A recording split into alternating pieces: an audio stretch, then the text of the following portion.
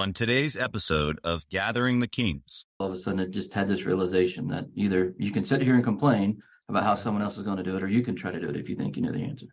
You are listening to Gathering the Kings with Chaz Wolfe, featuring fellow 7, 8, and even 9-figure business owners who have real battle scars from business and life, but have prevailed as the king that they are designed to be. We welcome high-performing entrepreneurs to the stage in order to reveal the real of the real on what it takes to build a successful business today. We dissect the good and bad decisions they've made along the way that give a true and accurate picture of the journey of success and how you too can get there.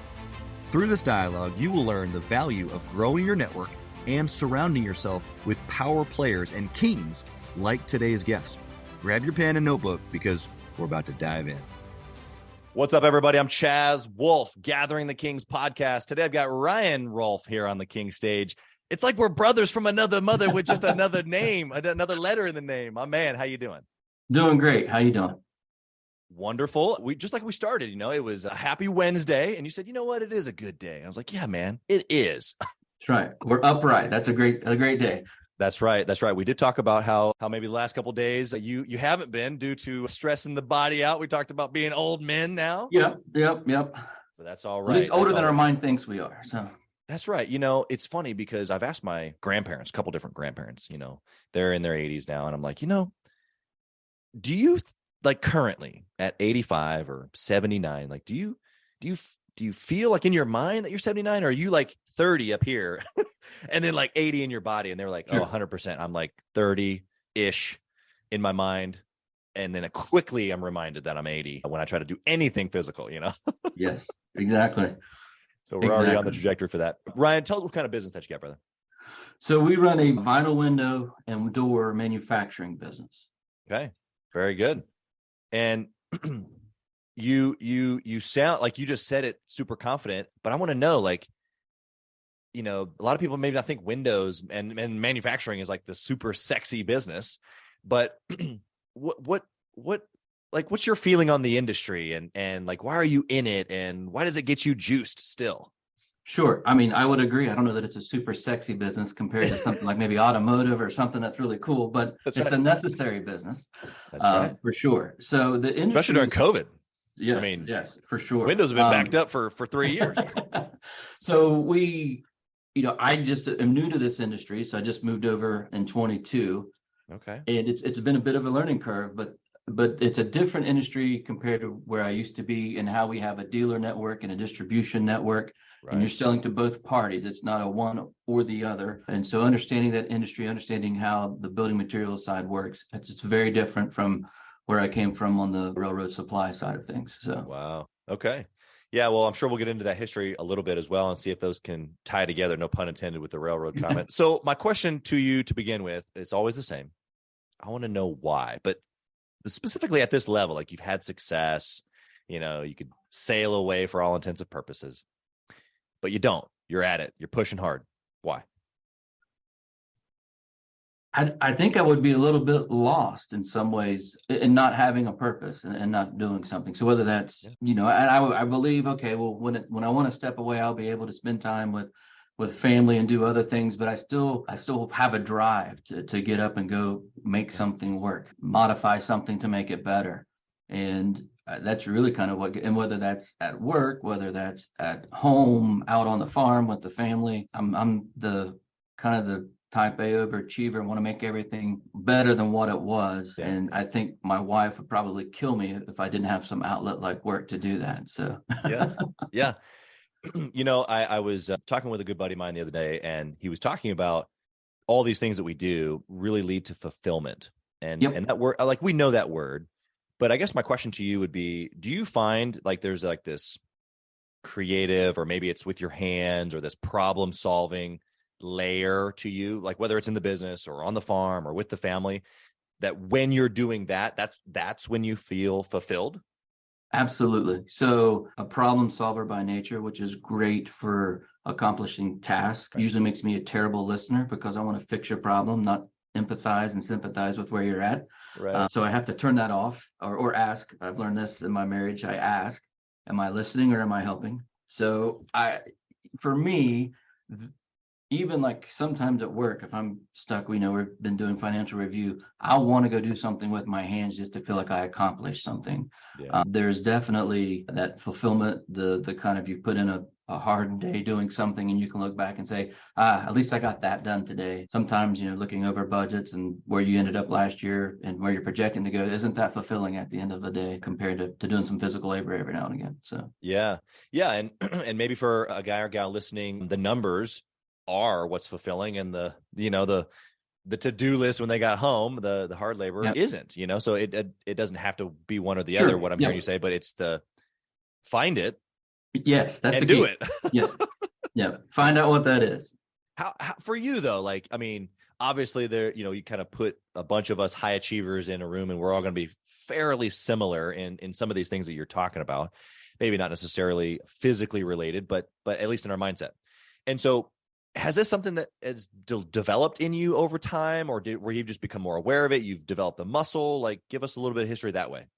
I was not necessarily born as like kind of a high achiever. That actually came probably a little bit later. Actually, I never even really wanted to be a leader of any sort. Wow. I was always fine, just being in the background. And then I think got to college, and at that time I was in a fraternity. And at one point everyone's like, yeah, you should run for president. I was like, why? And then something clicked in understanding that either I think I know what to do in this situation, and so I can lead it, or I can second guess somebody else. And for some reason, it was like, well, why don't you just do it? If you think you know the answer. And then kind of from that point on, it has grown and grown. There's been a lot of books and podcasts and things along the way. But for me, I wasn't that way until all of a sudden it just had this realization that either you can sit here and complain about how someone else is going to do it, or you can try to do it if you think you know the answer. So yeah, I just feel like that's so relatable to any entrepreneur listening, but really anybody listening, is that it doesn't have to be in the DNA per se, right? Right. I think that the realization that you had, that I'm hearing you say, is that rather than complaining, or rather than like maybe sitting back and thinking that I could do it better, why not just do it? Why not just go ahead and take the action? And ultimately, that's what makes you a leader anyway, is the initial, like, I'll just do it. And then what people do is they flock to confidence. They flock to, he's got a plan. Sure. And then so now you have people behind you, which obviously is the bigger definition of leader, is you got to have people following you. Sure. But people follow confidence. People follow a man with a plan. Like they feel safe and secure behind that. And so do you feel like that's played into building a business, building your family even? Sure. I think the other, like there was two levels of switches for that. So the first one is like the reluctant leader. Okay. And then at some point it was always like, well, no, I can probably do this better than anyone else, and I'll do it. I don't always want to. And then at some point, probably as I transitioned, as you would say, more to the king stage from the warrior stage, realizing that there's no need to be all, I'll just lead here. If this is what you want to do, press into it, develop your skills and do it. And so that was kind of like the step two for me of that, if that makes sense. So I mean, you're writing the script over here, brother. I want the listener to pay attention to this. So I'm going to just hang here for just a half second before I move on, because what you just said is just so spot on. It is two phases. You're right. You first have to go take the action, become the leader. And that's not by look at me, come follow me. It's just by taking action and doing it, maybe even scuffing up the knees a little bit. But what happens through that is that you build confidence, like we were just talking about. Sure. And then the next layer is like, okay, so now I know that I'm good. I know that I can get it done. But phase two is, do I need to be the one to do it and get it done? Or can I facilitate an environment where someone else actually can become a leader inside of my leadership? Right. And that's the king stage, like you talked about. That's the mindset shit. And it's difficult at times, especially when you're good at something. 100%. And it's easy to get rid of the bad things. Yeah, it's like accounting. Sure, we'll get a good team member for accounting. No problem there. Exactly. Another part that you have, some sort of talent for it. It's hard to give that up, and it takes a lot of faith in your team members to do that, and trust. Yeah. And KPI. I was going to say exactly something to hold them accountable to, right? But what would you say to the guy listening right now, or gal again? They know that they need to press into this. Maybe it's a hire someone. Most likely it's more of like a key role. That's really what you're talking about, is hiring somebody and giving them like actual like Here you go. This is part of the baby. What would you say that they need to do in their mind or even in action? I would say I would treat it like any other investment. So that's what it is. It's an investment of your time as the leader. So if it's something that someone could do, I personally would write down the task, put a dollar amount on what you think those tasks are worth. And is that worth your time to do that? Or is there someone else that you can set controls and metrics for and say, if you take this, and that might be 15, 25, $35 an hour, that leaves me the ability to generate revenue or do something else over here with my time, and treat it like it's no different than any other piece of equipment or any other investment that you would make in something. Yeah, so good. Bro, you're just like spitting gold. Like, did you eat a gold bar before the before the show here? But you're right. It's an investment, and when you write it down, like you said, then you realize how much you're actually shortchanging yourself by doing it. It's not that you're too good for it. No, it's yeah. just, no. Like that same hour can be spent over here doing the thing that generates more revenue or builds the bigger team or whatever. It's a disservice to your business if you spend your time doing a $15 an hour job when you could be doing something else to generate more revenue. Yeah, it's so true. Do you feel like most business owners don't feel like if they had that time that they could go generate the revenue? Like, you know what I mean? Like, well, I have the time, I might as well just do it. They're not thinking, how could I actually take that time and do something better with it? That's probably fair. Or in fairness for all of us, there's times that you're winging it because I know I shouldn't be doing this. I know I should be doing else. I don't know what. And so I'm comfortable doing this. So I go back to doing what's comfortable because doing something else is going to take some courage to either ask questions, get in a group network, go find someone. Hey, what did you do in this step? And at the same time, if you're an entrepreneur, you already have that courage because you've done this once, twice, 25 times every day, whatever it is, in your business. Right. But yeah, it takes.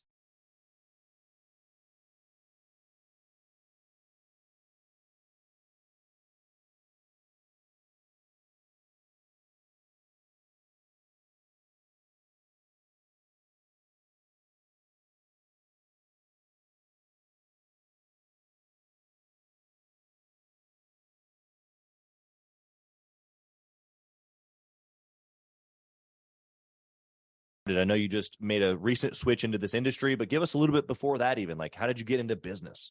Sure. I ended up, it started out as wanting to be a physical therapist in college, and I'm not very patient. So I didn't make the first cut or whatever. It's like, forget this, I'll do business. And part of that's, my dad's ran this business and has, absolutely at the time it was just torture. I mean, hitting me up with lean manufacturing. I remember we were on vacation in Hawaii and he's wanting to talk about E-Myth while I'm 20 some years old. I'm like, really, Dad, I'm on vacation. I don't want to talk about how McDonald's franchised everything. Like, can we do something else? Do you find yourself being like him now though? Oh, it's so disgusting. Yes, it is. I mean, and he loves to, he loved to teach, bring people kind of under his wing and help them out. And it was always like, when it's your dad, of course, it's just like, oh, I don't want to do this. I don't want to do anything like what you're doing, which is part of the decisions that we made. So after college, I ended up getting into the rail industry, did not want to be in this business. He has the business we're in now with two co-founders, and they brought him in slightly after they started to really ramp up production. So didn't want any part of that, wanted to make my own way, kind of make my own bones. Different family businesses around sometimes. And I'd worked for a business where second generation came in and it didn't go so well. And then you have that, well, they got this job because of their dad. And I do not like that sentiment at all. And so I was going to come, it was going to be because I'd made my bones somewhere else and it was going to be obvious to everybody. So for 15 years, worked my way up through a concrete railroad tie supplier. Wow. For the railroad, and it had got bought a couple times, eventually bought by a really large overseas corporation, like 1.2 billion. So kind of two things happened as I was moving up. An executive in the company realized I am not a fan of working in a corporate office or kind of working for folks that don't have firsthand knowledge where you're at, and doing what I don't believe in. I'm not very good at that. I'm a man of conviction, and if I believe it, I'll go to the mat. But if I don't, I can't sell that dream. And an opportunity came up. One of the founders were looking to retire here, so there was a buying group that got together, and I got to be a part of that. And thought it'd be cool if I could come try to help take this business to the next level and see my dad off until the sunset. Give him a couple more years of playing golf and pretending he's in sales or something like that, and, you know, and really move us forward. So in fairness, he brought the business from, in the beginning, they were single digit employees, and to now a whole new building where I think our high water mark this year is 189 employees. So he's really grown the business over 30 years. So, you know, it's kind of neat to take that over. So yeah, it sounds like every day. Yeah, 100%. Well, you've got all sorts of unique opportunities, but for one, it sounds like me and your dad need to go to Hawaii and talk E-Myth. You know? Or we could throw in the Revisited now, since there you go. There you go. It's funny. As soon as you said that, it was like, oh man, that sounds like a great party, you know? And at 20, not so much. Yeah, exactly. Well, you know, I don't know. I maybe not 20, but like I bought my first business at 24. So I was in that lane, sales before that. So I appreciate that story, man, because you're right. I think there's a lot of second or even third generation businesses out there. The actual person themselves, like you, feels like, man, I don't want it just given to me. I want to earn it. And then there's a lot of first generation business owners like myself who, you know, we've got the battle scars, if you will. Right. Yeah. And so naturally, I don't any longer, or maybe I don't even know if I did at some point, but there's a lot of people like me, first generation, that look down on the second or third as if like maybe you didn't have to go through it. But I just have this generational perspective on business, which maybe you can speak to here in a second, is that like, I don't necessarily need my son or my daughters to figure out every problem that I already figured out. Like, I don't want to just give it to them, but at the same time, like, isn't that my role, is to kind of like pave the way a certain distance, and then they get to start where I left off, and then they got to figure out the next wave of problems. You know, it's not like they're going to have an easy route. I wanted them to stand on my shoulders. What would you say to that? Well, first of all, I think that's exactly right. And second, I would say there are different types of people. As an entrepreneur, I'm not a creator. If I create something, that takes all the energy I have to create. What I found out for me is I'm a much better modifier. So you can bring me what you have, and I can modify that plan, that idea, that product. And that's how we, you know, can scale it quickly. If I create it, everything I have is going to be in the inception and creation of this, and I can only take it so far. And so I think from our perspective, that's exactly the plan. That's who I am as a person. And so that's why it made sense to me to come in and say, I mean, when I say I'm a modifier, it's like everything. It's just not, that's just, I mean, if it's like, hey, let's disrupt everything. In personal life or whatever. I mean, it's, if, you know, I was the dude that would have a car, and if all of them had silver rims and I wanted black, I mean, just, I got to do something to make it different. It's annoying, actually, but like I said, for the generational part and being multi-generational, I think that's the key, is understanding that the role is different, and it's not a creation, it's a modification, which for certain people, I think that's definitely easier, but easier to put that same amount of effort and get exponentially the amount of growth out of it. Totally. Yeah. It's the owning of who you are.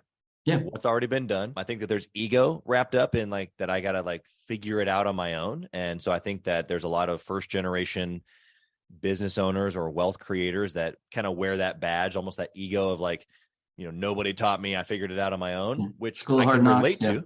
School of hard knocks. Like I can relate to that, you know, but I don't necessarily need my children to go through that. Now I'm of the fan of, you know, they're not going to get anything easy. They're not going to get it given to them. That's for sure. But I'm going to curate an environment where I'm pouring everything, good, bad, and different. All the stuff that we're going to talk about, your good and bad decisions today, all that stuff is going into your children. And then they should be that much more prepared and ready. That's just the progression of humans, I think. Right. Yep. I totally agree. So, I mean, the head start, and especially having some other opportunities before coming here, the head start that I have from my year one compared to what my father had at 27 with whatever 10 to 8 people are not remotely the same as far as what my knowledge is of not starting the business and then where the business is at. So again, I was very anti doing this, but doing it the way we've done it, I feel like the effort can be exponential compared to the effort to create it. So, well, let's get into some of those good and bad decisions. I want to know, you know, something, you know, since you're a year into this business and it's at a different level, it's not brand new, like you said, but I still want to know, in the last year, what was a good decision that you made that just has changed the trajectory of the business? I previously had an excellent team where I'd worked before. And one of the things I noticed here is everything was very kind of central around 1 or 2 people. And so we started to develop a team. So we probably went out and paid for some talent more than what they normally would. But as an investment, it's been insane how that's paid off. In 3 months, it's paid off and it paid for itself. So really understanding what it takes and who you are, the bandwidth that I have and what I can and can't fix and where I need spots and team members to be, that was probably the best decision I made, for sure. Yeah. No doubt. Yeah, I love that. What about for the business owner listening right now, where maybe they don't have a team, or maybe they only have a couple, right? And it's just a different perspective. Maybe they don't have that capital to invest, as you've said. How do they go about building a team? Because it's still the same answer. They still need to build a team. They still have to figure it out. They still have to give some of those hats away.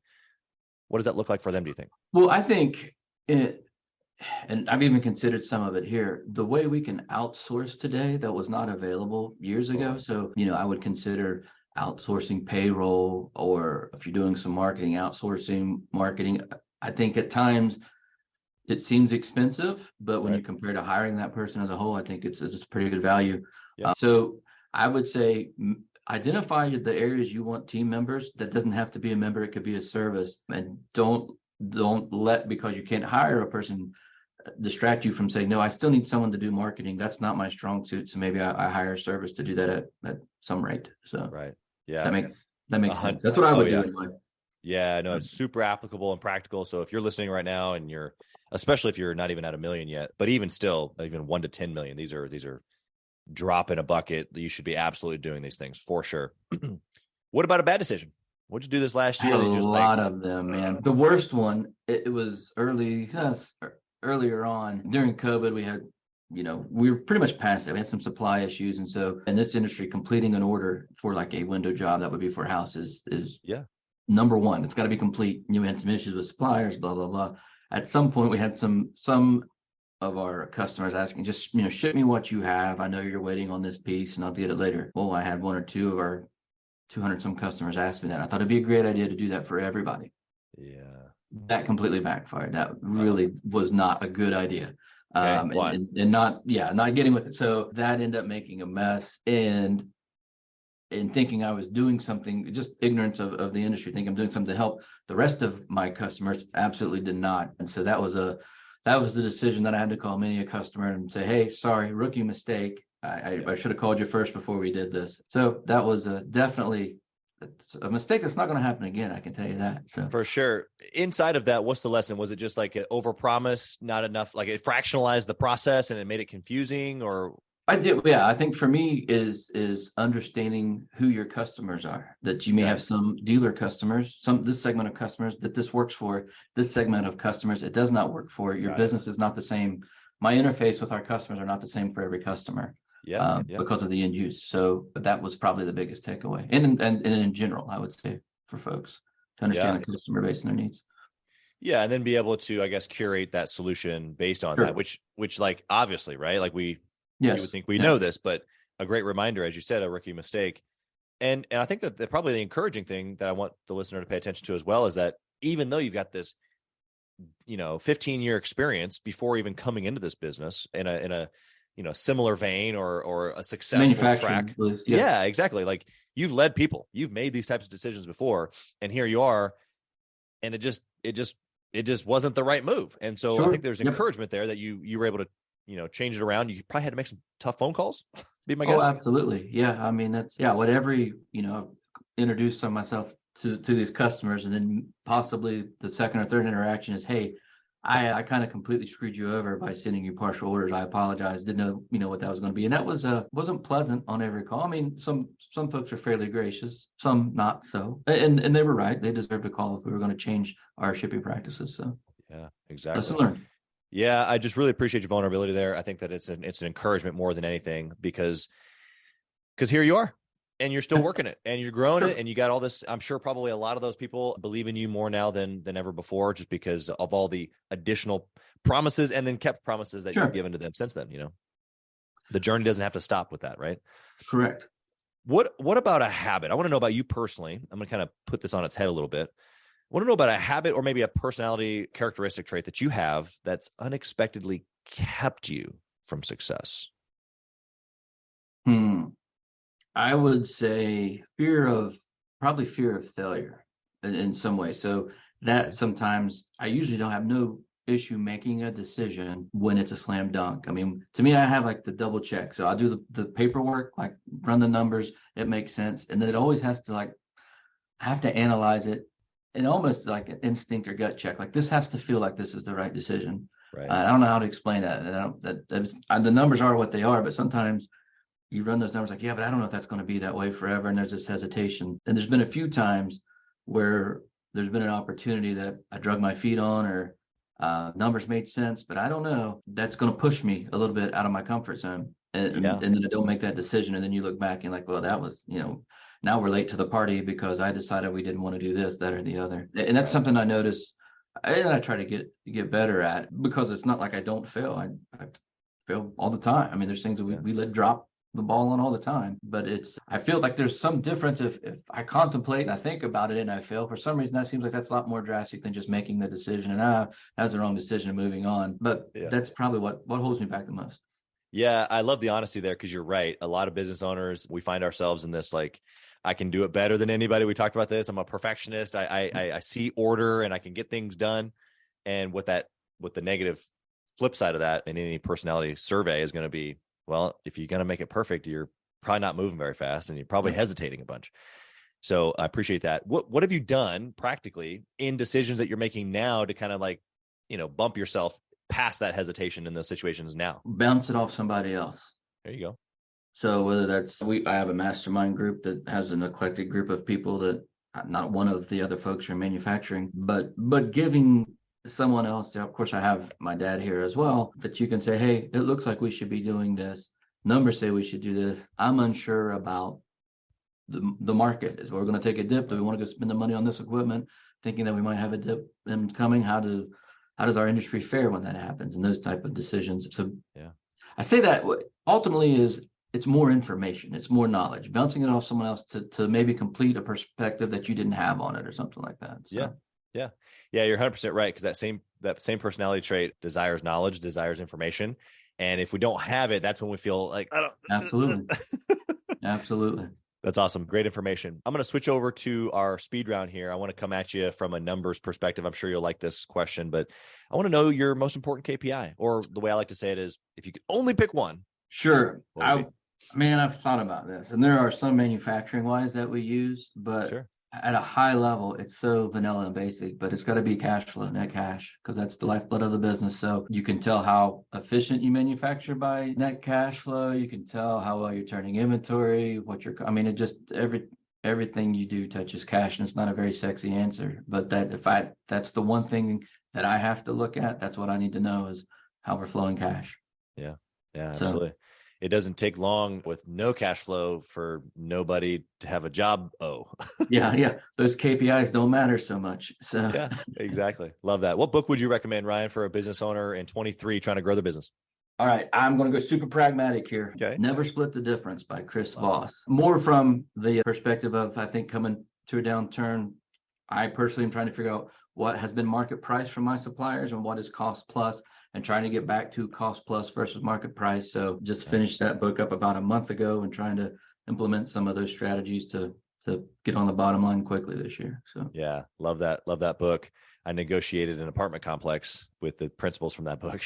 Yeah. They're legit. Yeah. So.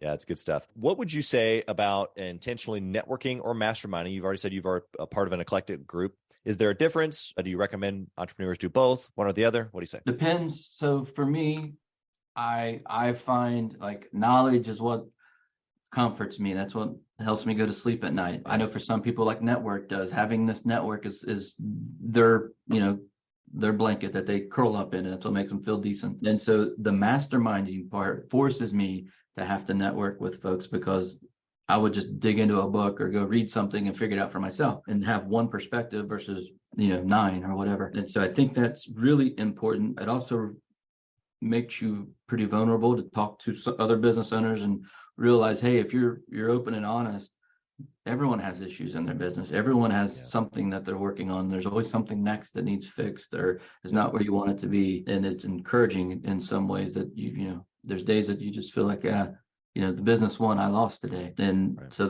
that's encouraging when you have those groups of people. So networking, I could definitely be better at. The mastermind is great because it forces me to do that. So Yeah, love that perspective. I've got a question for you about family. Kind of prompted you a little bit just because of your family dynamic upwards in the business, but from you down, obviously all entrepreneurs are focused on the business. We're growing and we're obsessed. And, here we are talking about all these things.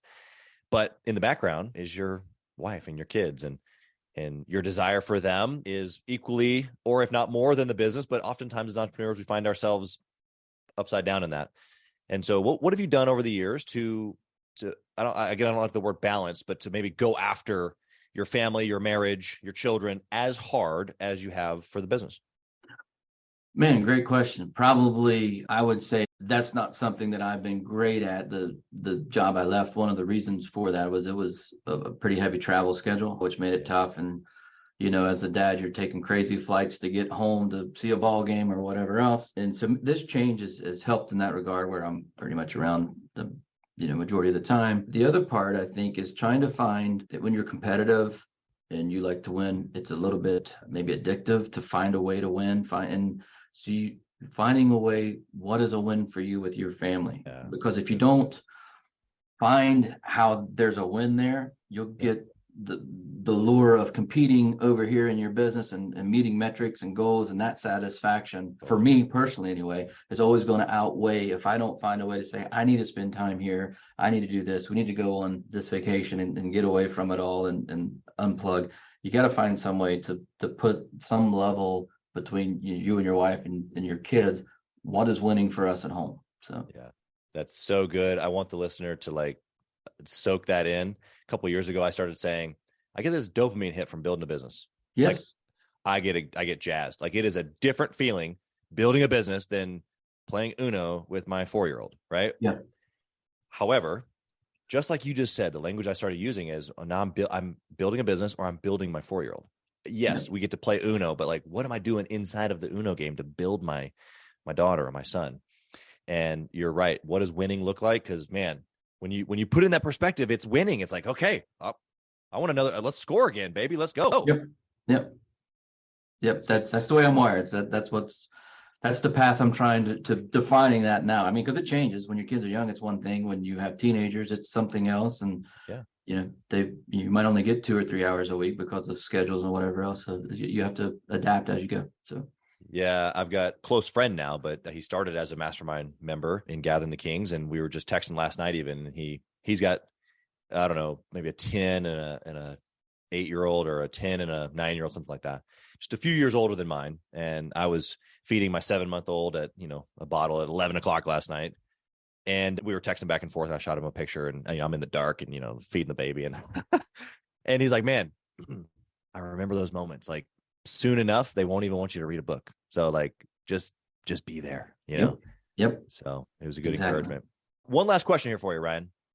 If you could whisper in the younger Ryan's ear, what would you say? Take chances. I mean, there were certain times to do certain things, and I would definitely say, if it's on paper and it requires a bit of courage, take chances. I mean, the 15 years of experience help, but there's also what if this was 5 years ago, where would the business be with having a fresh set of eyes on it? So I would, that would definitely be what I would tell myself. Take more chances. Jump. Go. Yep, absolutely. Yep. Everything's going to be okay. The parachute will deploy. And what happens if you fail, you start over. It is what it is. So yeah, I just love that. There's an uber confidence when you can resonate with that, deeply in your soul of if the worst thing is that I just start all over, so what? Then, man, it's almost like you become fearless, right? Yeah, I think in the moment you have setbacks, at least for me, that just creates more drive. I mean, I learned something from this, and so now I'm better for it, and let's go at it again and see what we can do. So I always wonder how people did that. People that would lose a business, and then you get back up and start again. But what you're learning in that process makes it easier to turn around and get there. So. Yeah. Well, you said you're a knowledge guy. And so I think that, at least for me, the realization of, I know how to do this, even though maybe this one failed, or it didn't work out, or the situation destroyed whatever, the confidence actually is in then your ability, your knowledge, your history. And so if I did it once, I can do it again. And the failure doesn't sting maybe as much because it's not necessarily attached to who you are, although that's difficult to not allow that to attach itself to you. Yeah. There may be a week or two of some self-pity. So yeah. But it is what it is. Ryan, how can the listener find you, man? If they want to just pick your brain as a business owner, they want to reach out because they need windows. I don't know. How do you find you? So we have our website, vinylkraft.com.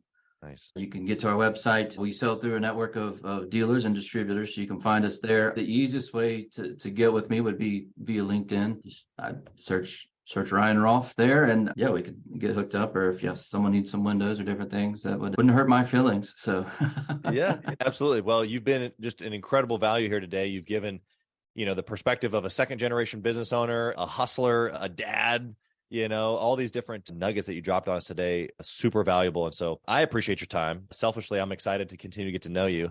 And so again, thank you for being here. Blessings on your family, blessings on your business, even as you help your dad sail away into the sunset. Yeah. Thank you for being here. We appreciate it. I appreciate it. Thanks. I had a great time. Thank you for listening to Gathering the Kings today. I hope that you were able to pull out a few nuggets to go apply into your business right away. More importantly, though, I hope that you're realizing that it takes more to be successful than just being by yourself, doing it all on your own, carrying the weight all by yourself. What I have realized, not only in my own journey from multiple businesses and multiple different industries, and now interviewing literally over 200 or 300 other very successful 7, 8, and 9-figure business owners, is that it's tough to do it alone. And so Gathering the Kings literally exists to bring together successful entrepreneurs. In fact, we are putting together 1,000 kings, specifically who are grateful but not done. We're intentionally assembling kings who fight tooth and nail for their business, family, and communities. And here's what we believe, that in the pursuit of excellence in those areas, that it ignites within us the responsibility to govern power and forge a lasting legacy. So if that relates and resonates with you, and you know that you need people around you, sharp, qualified, other very successful business owners, I want you to go to gatheringthekings.com. I want you to take a look at what we're doing and see if it makes sense for you to be part of our pursuit to 1,000 kings. Talk soon.